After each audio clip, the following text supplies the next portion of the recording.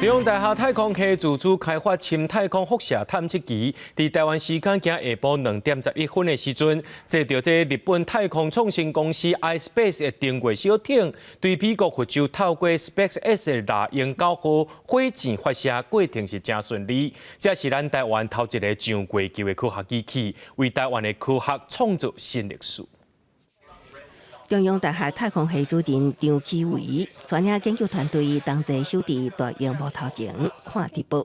台湾时间15日下昼2:11 ，SpaceX 的猎鹰9号火箭伫佛罗里达州准备发射，顶面有日本太空新创公司 iSpace 的登月小艇，小艇顶面有台湾第一个家己制作登月科学收载，伫大岛上结束了后正式升空。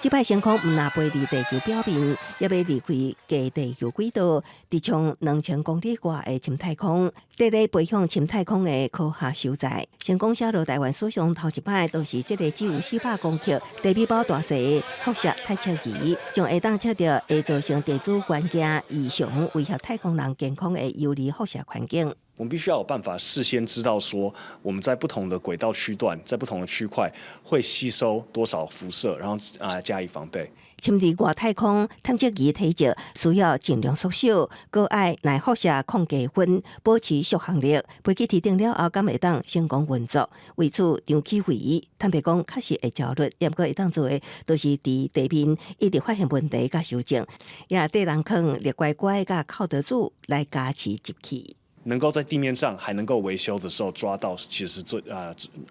最需要的。我们的筹载已经一共过了5个不同的版本，才到达目前要飞的这个版本。飞机顺利升空，张启伟精神犹原坚调的，一直到第10飞机顺利分离，伊才淡薄放亮，拍扑啊表达欢喜。伫升空1:32了后，太空艇顺利脱离火箭，继续飞向月球。张启伟表示，探测仪敢会当伫36点钟了后顺利验证启用运作，会为台湾的探月计划行出一大步。公视新闻采访报道。